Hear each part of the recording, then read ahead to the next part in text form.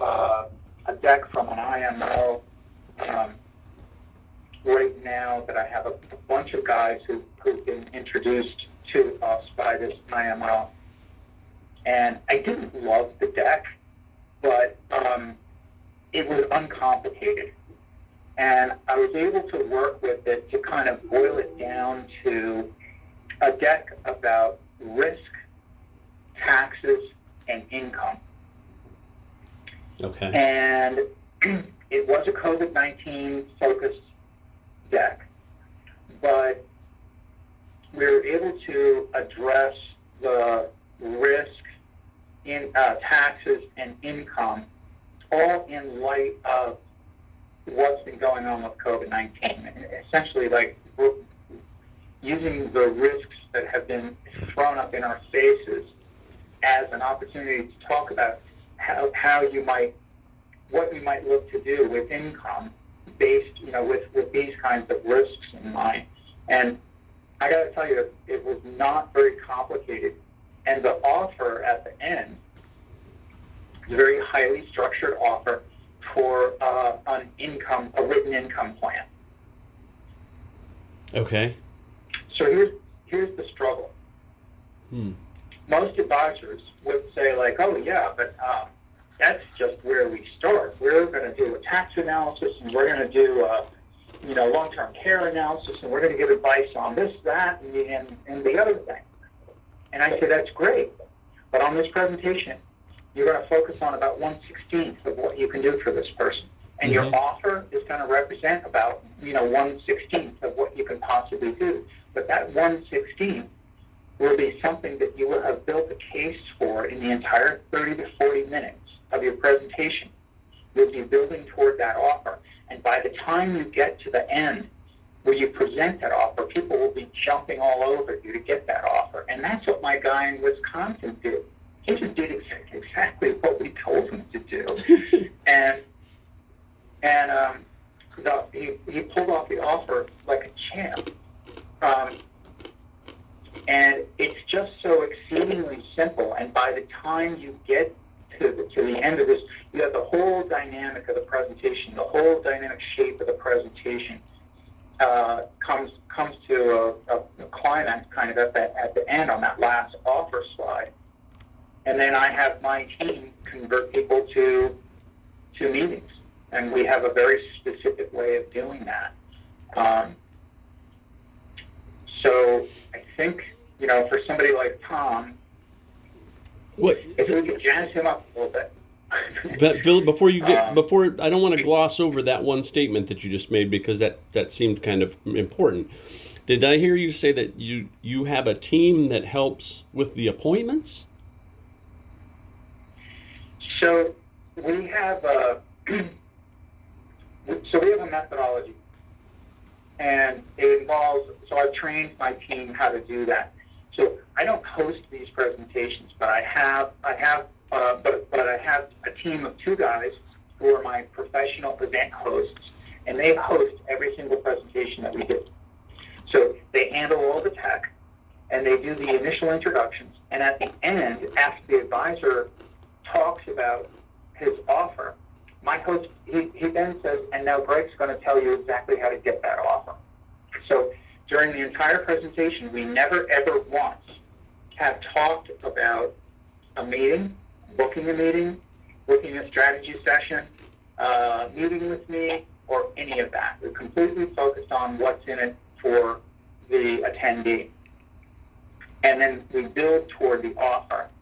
And then the offer is we're going to produce a custom, in this particular example, we're going to build a custom written income plan for you. Okay. And now Greg's going to tell you exactly how to get this offer.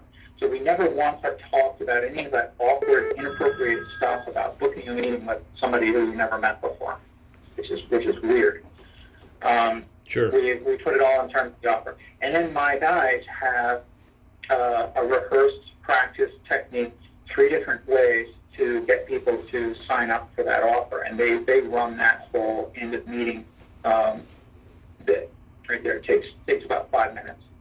And they're doing this on, while still on the webinar. Yes, they are the live I hosts of see. the webinar. And at the beginning, they introduce the advisor, and then they say, and so without further ado, I'd like to turn the presentation over to Tom Miniger. Is it? And then Tom comes on. And I He heard, takes over. I got to watch Tom's recorded version. Is it still pretty much exactly like that, the way it was done with Tom? I honestly, I'm not exactly sure. Okay. Because we've made some changes, but I think at that point, at the middle of April, we were pretty mature at that point. So I think it's probably mostly the same. Okay. Let me just take a look. Yeah. And so they're able to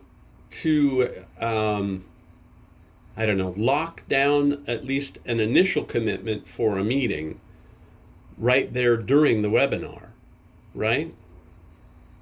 Well, yeah. Okay. Absolutely. So, for example, the primary way that we want people to get the offer is to book on Tom's calendar, and we have a web calendar widget that syncs with the advisor's calendar, and that's on Advisor Express. And so what my host does is he puts up that link, and then he walks people through the process of booking a meeting. So we get people to book meetings directly onto the advisor's calendar. Now, what we found is that no matter how simple that is, and it's pretty damn simple, there are a certain number of people who will never make that work. Absolutely. And so if they have any problem with the text, you actually just say right there on the call, hey, folks, this calendar thing doesn't really work for everybody. And so if it's not working for you for any reason, no worries. Just go ahead and type offer into the chat. And so then we walk them through that. Okay. But even before that, there's another technique that we use just to have them raise their virtual hand, which is probably the simplest of all things possible. Yeah. So by the time we're done, everybody who wants that offer, we definitely have captured their names, and a lot of them are booked directly onto the advisor's calendar. Okay. Hey, and that brings me, I apologize for jumping all over the place here, but I remember back that we, right before Tom did his, there was a different platform called Loom that was going to be used, and then I think the day of or the day before the presentation, it got switched to Zoom, I think. Was the Loom technology ever used? No, Loom is not a webinar platform. We were using Loom just to have the advisors send us a quick little test video. Oh, okay. Loom is kind of like BombBomb. Have you heard of BombBomb? Loom is a little thing. You can push a button on you install a helper app on your browser. You can push a button on your browser, and it'll make a quick screen grab plus video of you. Or if you put it in a different mode, you can just make a full screen video of yourself. So, okay. And it's super, super easy to use. You just click it, make a quick video of yourself, and then you can send it to somebody just by sending them the link to that. Okay.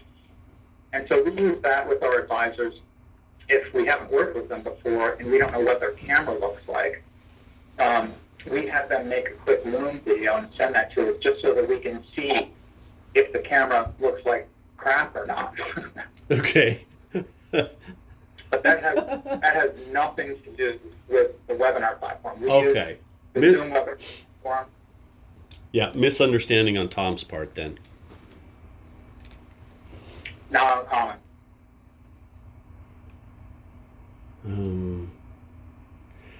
I remember back now some of these things coming back to me because I didn't review Tom's video again here. It's been a month and a half since last, but I found the introduction for Tom's presentation anyway very cold.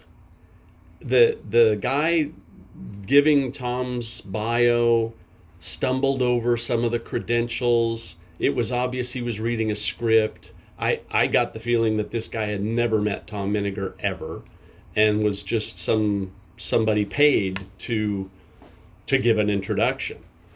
Have you gotten any other feedback like that, or am I the only one?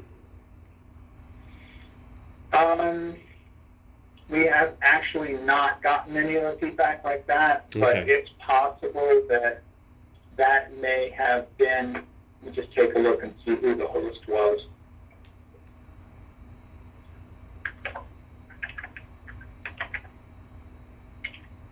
So that was John George. John George is not the smoothest radio voice guy in the world. Yeah. And that was a very early presentation for him. Yeah. So I did my best to train him. John's great now. The people who work with him now ask for him again and again. Okay, good. Yeah. John, it's not John's style to be radio announcer smooth anyway. Yeah. No matter how much experience he ever gets, he's always going to be a little, there are going to be some ums and ahs in there. Yeah. And He'll be human. I haven't. What's that? He'll be human. Yeah, exactly. Yeah. Because I have another guy, Greg Miller, who, as soon as you hear his voice, you think to yourself, radio announcer. Okay. It's really funny. And he's extremely smooth. And if anybody were to ever complain about him, I imagine it would be the opposite of the complaint that you That he's too smooth. Yeah. Oh, this guy sounds too smooth, too polished, Yeah. No, I think that But some of the less polished presenters are much more approachable. They ingratiate themselves quicker because they seem like your average guy. I can't. And I hear that almost consistently from a lot of advisors. It's like, boy, I really screwed that presentation up. But I booked more meetings than I ever have before. Oh man, I've had that happen.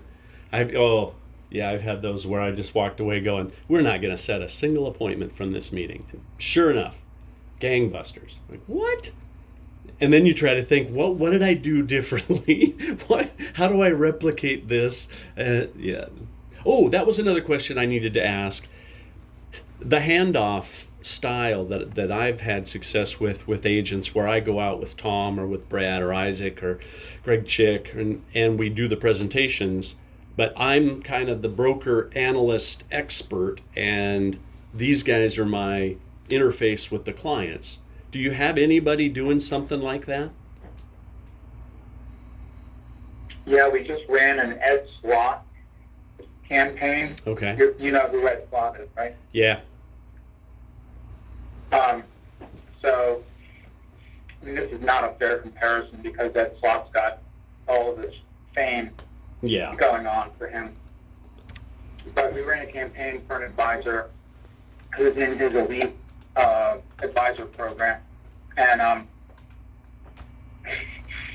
we booked something like 368 registrations for that event, and we had 152 people on it. Wow. And the advisor booked 70 meetings. Oh, wow. And what was the ad spend? He doubled up his ad spend, so his ad Sure. spend was $3,000. But he was still getting registrations at like $7 a piece or something like that. Yeah, It was- that's it was pretty insane. impressive. He did advertise to a pretty broad swath of New Jersey and Pennsylvania, so Okay. there was a very significant population there. But that was one of the most insane campaigns we ever ran. Do you? That was not exactly what you're talking about, because there was no handoff there. The advisor did introduce Ed Slott, and he had a really charming kind of, personal story introduction, which was nice. But once you turn it over to Ed Slott, the train leaves the station. Sure. That's just, Yeah. He does that whole presentation. Now he has an incredible way of transferring authority back to the advisor, which is clearly what moved the needle on booking all of those sales meetings for that guy. That was amazing. Yeah, we struggled with trying to figure out how to do that ourselves, and we tried a bunch of different iterations. What I found eventually seemed to work the best is if I could periodically ask, like if Brad's in the room or Tom, and I'm doing the presentation, and I'll say, I don't know, what's the current rate? Tom, is it still 6%? And even if Tom's in the back of the room, he chimes in and goes, it actually just went up to 6.5 this morning or something. But little interactions where the crowd gets to see him interact and that we actually work together. And then I'll have them do at least about 15% of the presentation where they come up by me next to the screen and are presenting a portion. That seemed to be, well, that and the throughout the meeting continually mentioning that, for those of you that want to get together, use this check sheet, and Tom will make sure to go over just those items that you are interested in. That kind of stuff has helped. I know Ed Slott's got a few years on me, and I know, what is it, IRAhelp.com or something. He's got a number of websites the whole world must know about. But and are these guys, when he's handing this authority over, are these advisors that are already tied in with Ed? I'm guessing. Oh yeah, he wouldn't do a presentation. Okay. He only does these presentations for guys who are in his elite group. I see. Which is not his senior advisors group, and it's not his advisors group. So you have to be in his program for 2 years before you can even apply to be in his elite group. And then I have no idea what you pay to be in that group, but I'm sure it would be frightening to a lot of guys.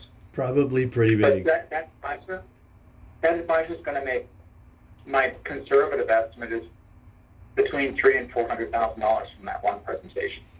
Yeah, good. And that's just now. Then there's the referrals and the repeat business and that's awesome. Well, and I know we're running out of time because I know you booked your slots at about 45 minutes a piece. Do you think it's worth trying? Here was my offer to Tom, because Tom, he was really, really disappointed with how things had gone. He was a little mad at me for recommending that he even give this a try. But he also owned up that he changed his entire presentation. He didn't really like it. He changed it 2 or 3 days before going in, so he didn't have enough time to really practice it. He felt his own presentation was not as heartfelt and earnest and genuine as he usually does. But my offer to him was, well, if you're up to doing it again, I'll pay half if you'll pay half, and I'll do it with you. But I wanted to get your advice. Is that worth even trying to do the tag team kind of thing that we know so well?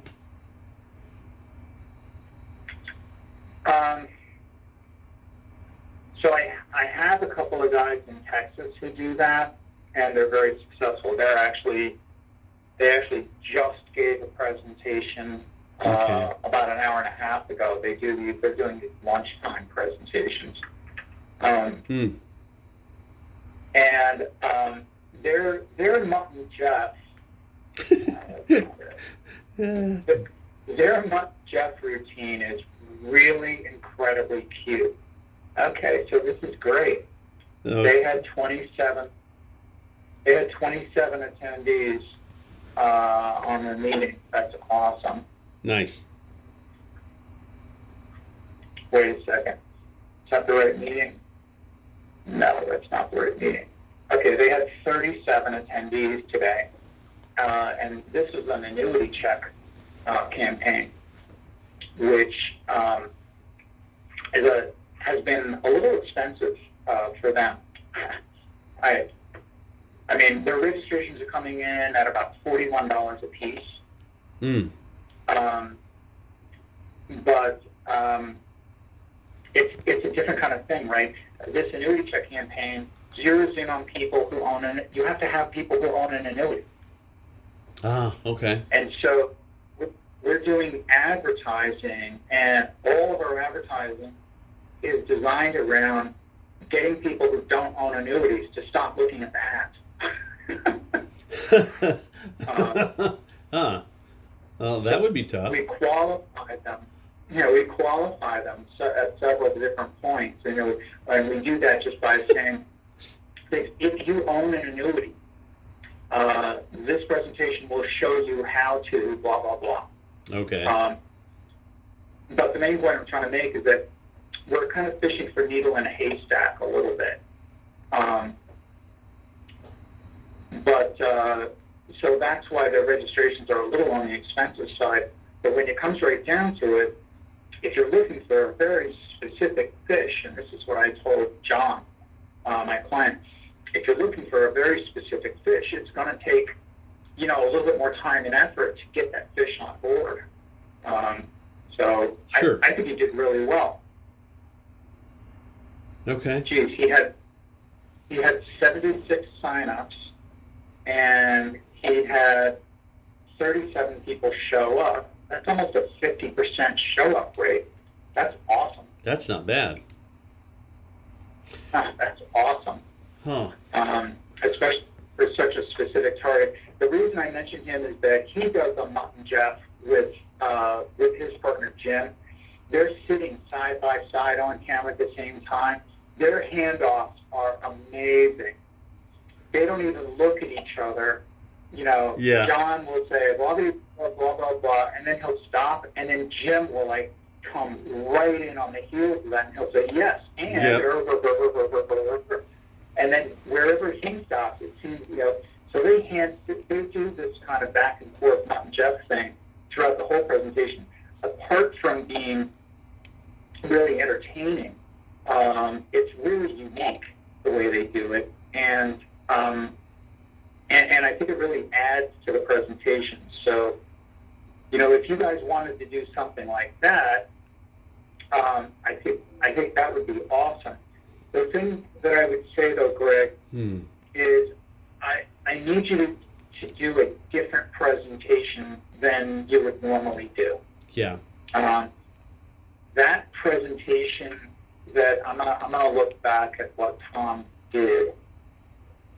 That presentation that he did, it does not lend itself. I know that it probably does real well for you in person. Well, obviously it does. Well, that one wouldn't have. I mean, what I think he did is he took the presentation that works well in person and he defanged the tiger so that all you were left with was this hollow version of what worked in person. And I didn't think it was the content I didn't think was impacting or motivating. I agree. No, I think it's got to be a different presentation than I like what we do in person, but I don't think they're going to sit there for 90 minutes. Ooh, you had a guy that did a 70-minute presentation. I think he was your first one. How did that turn out? Did he make any sales? Well, he booked 15 meetings out of that thing, which was incredible to me, but he had 69 people on the call. Yeah. I am going to have to get back with him. I can't answer that question. Okay. I just don't know. All right. Yeah, just curious. But I'm looking at Tom's presentation, and we would not do another presentation like this. So I'm looking at slide number 4, and so today's agenda, where we are now, guaranteed investment, immediate annuities, long-term care annuities. Yeah. Right there. Yeah.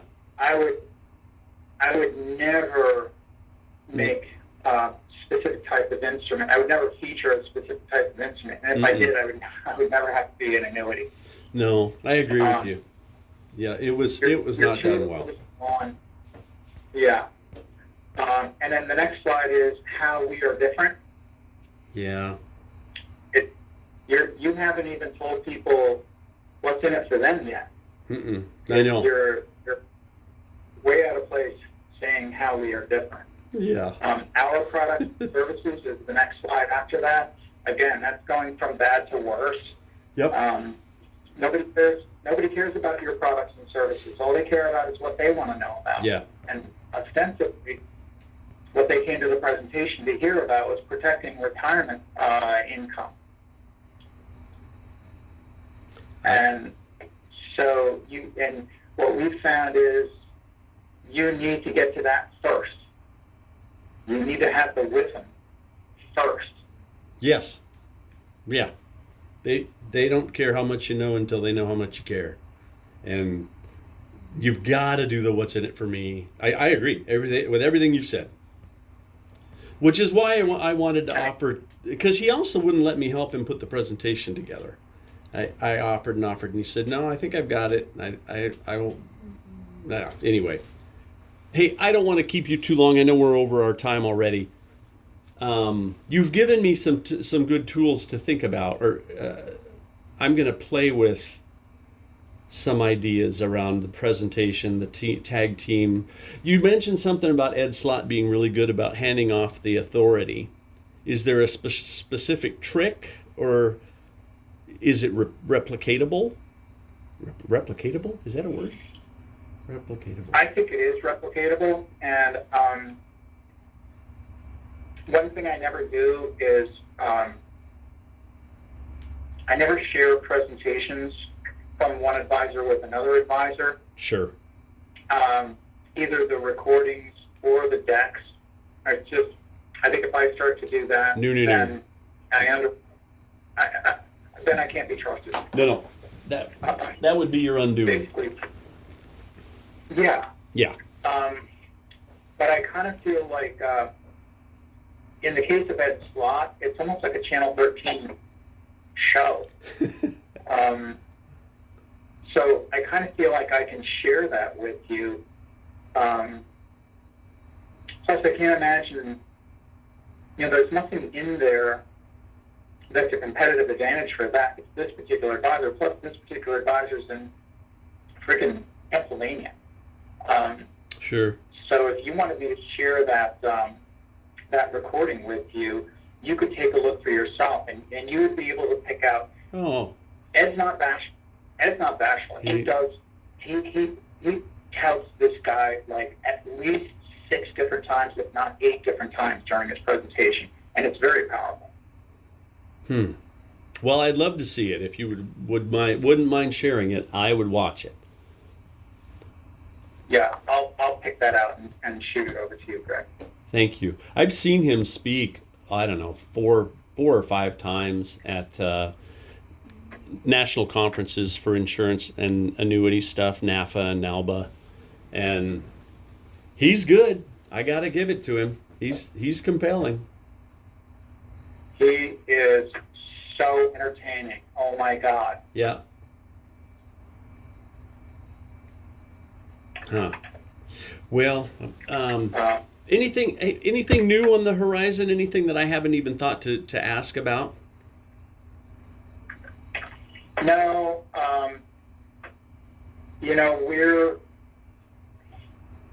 We're really focused on just this one service. Good. And making it better and improving it and expanding it. And the one area that we're looking at now, I'm in the process of bringing on an operations manager and 2 sales guys. But beyond that, in terms of services, what we're looking at now is content. We've never offered content before.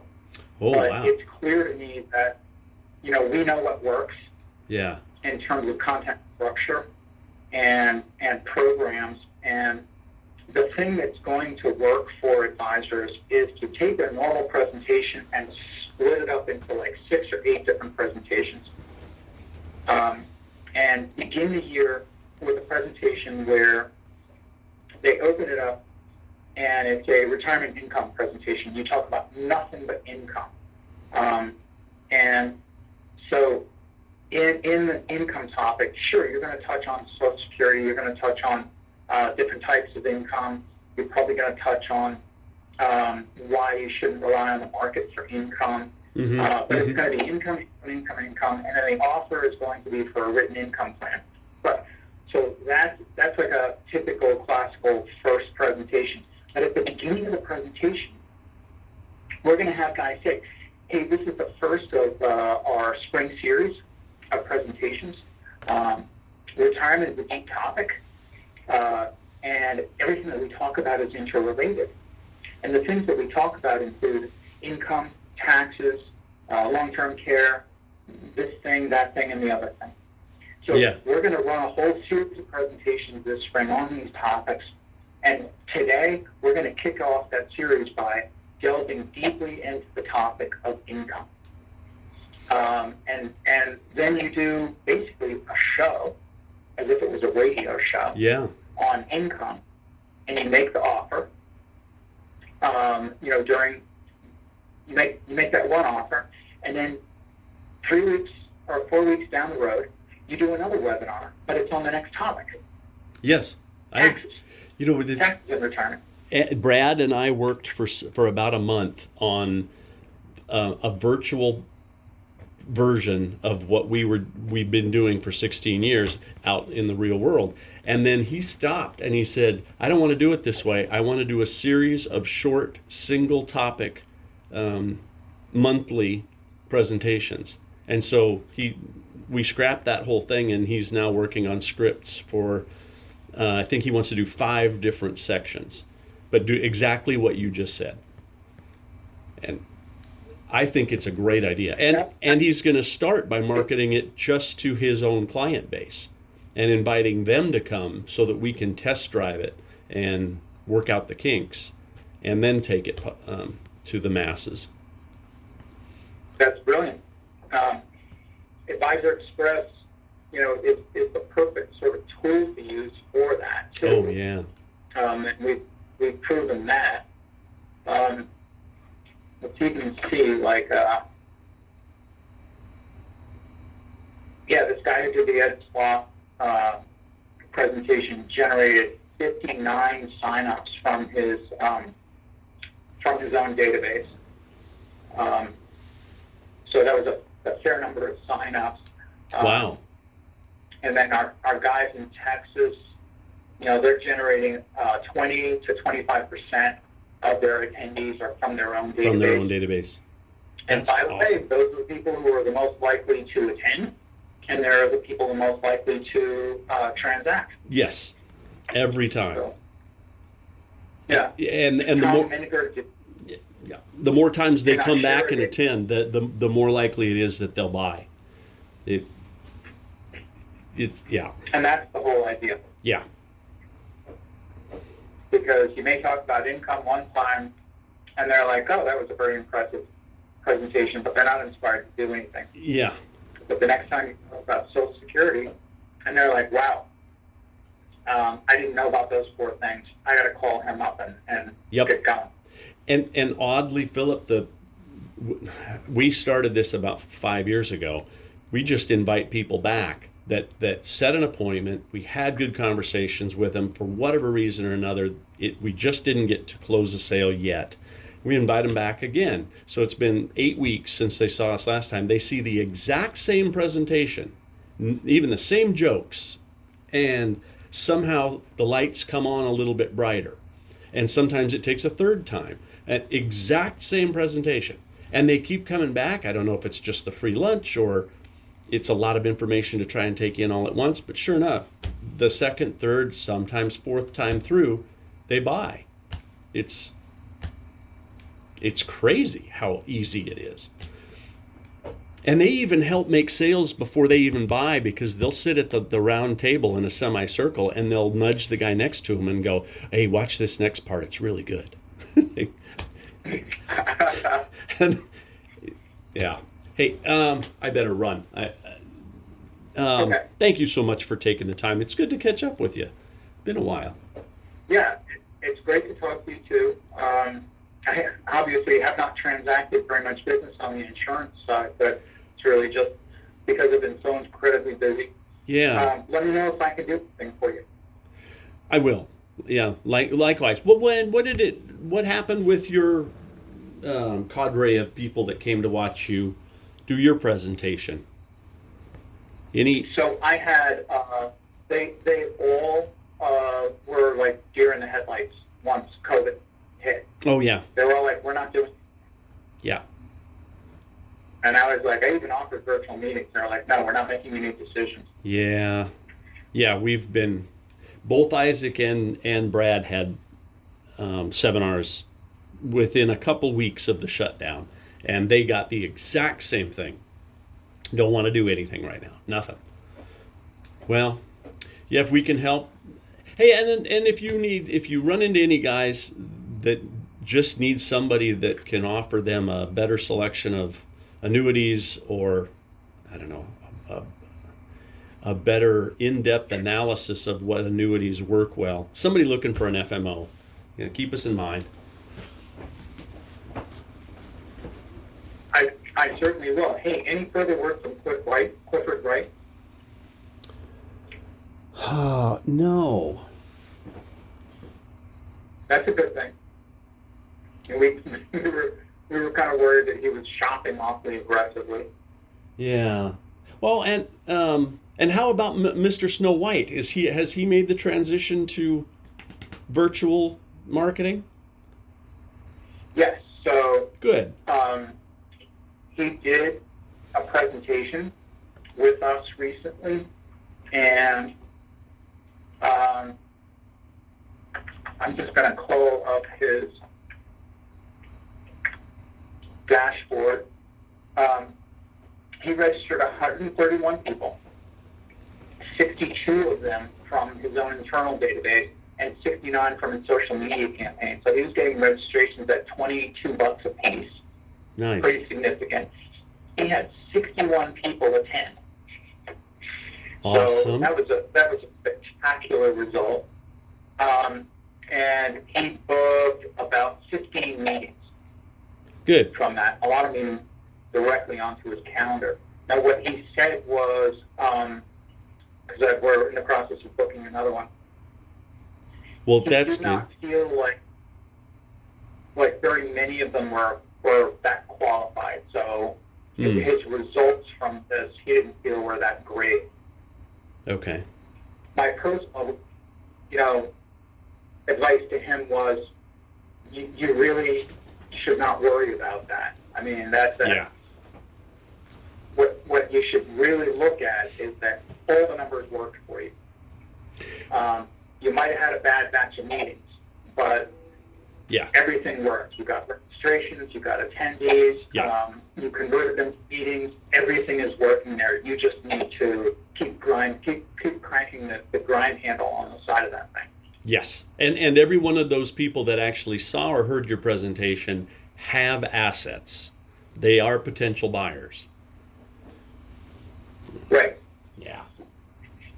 So if he wants to do something a little different, if he wants to put some direct mail into the mix. So he's a very creative guy with a lot of resources, and we're going to work with him on doing a hybrid campaign. I'm not so sure the results are going to be very different Yeah. than what he got before. Yeah, but Try different stuff. old habits are hard to break. Well, okay, I better run. I only got a half hour to get some lunch in before I got another conference call at 12. Thank you, sir, for your time. Great. Yeah, great to catch up with you. Yeah. Talk soon. Yeah, I'll be in touch. Bye-bye. Okay.